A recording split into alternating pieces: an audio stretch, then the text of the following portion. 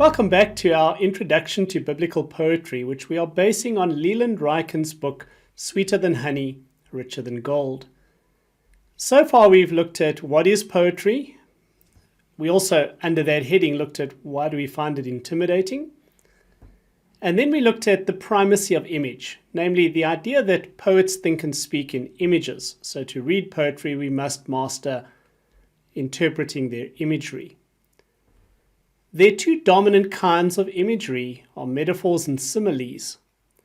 So to interpret poetry well, we need to get comfortable with metaphors and similes, particularly metaphors. So that brings us to this conversation. How A is like B, or how is A like B? And that'll make sense as we go along.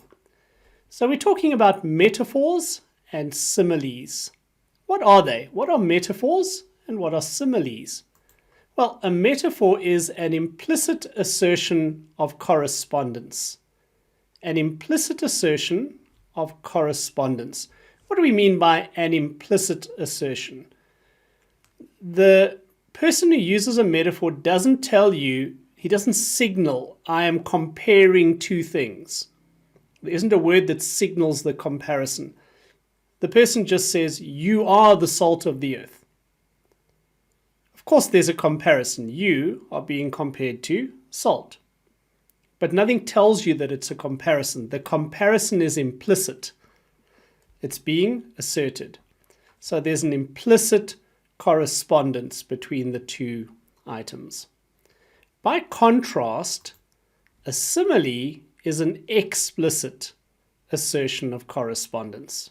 What do we mean by explicit?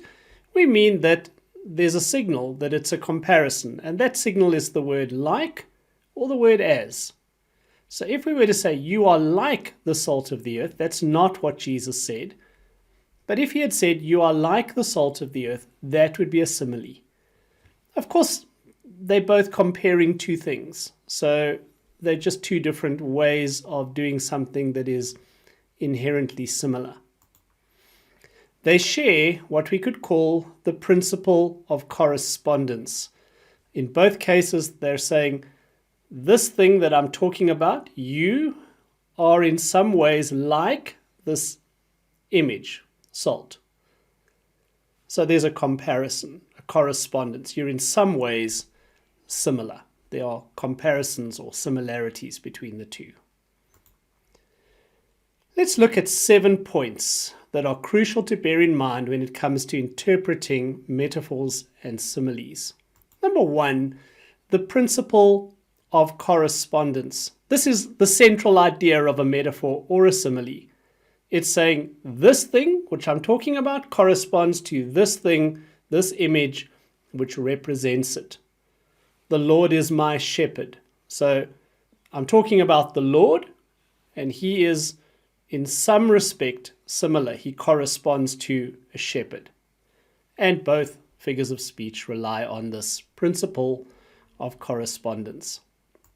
Second, they are bifocal statements.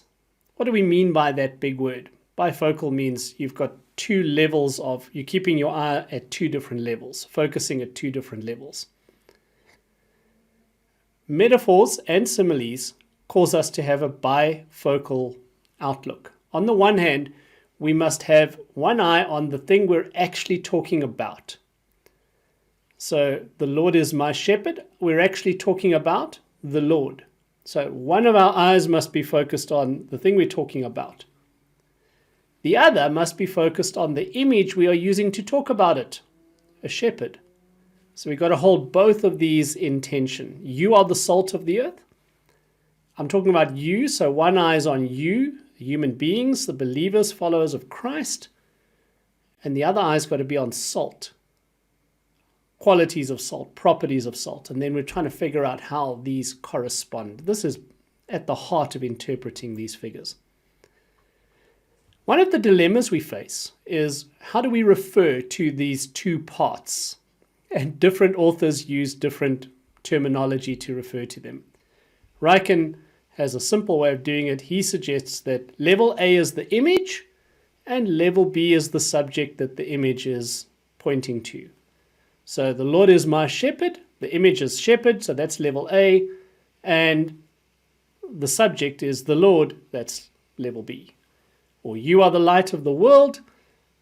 The image is light, so that's level A. And the world is the thing being spoken about. Sorry, you are the thing being spoken about. So you are level B. Fourthly, metaphor comes from the Greek words meta plus pherein, which means to carry across, to transfer. And so what's happening when we use metaphors and similes is we are transferring qualities from the symbol, the image, to the subject, from level A to level B. Certain ideas are being transferred or superimposed. So we're carrying meaning across. Number 5, metaphors and similes involve a form of logic that we can interrogate. How's that so? Well, they make a logical claim. They make a claim that A is in some meaningful respect like B. The Lord is in some meaningful respect like a shepherd. You are in some meaningful respect as a believer like salt or light. So that is a claim that something is true, and it involves logic. So we can now interrogate that logic by asking, is this claim that A and B are in some crucial respect similar, is it valid? That's the logic we can interrogate. Number 6, the principle of indirection is involved. Now, we talked about this at some length in our previous lecture. Essentially, the figures of speech are taking two things that are fundamentally dissimilar and making the assertion that they are in some critical respects similar. I'm nothing like salt.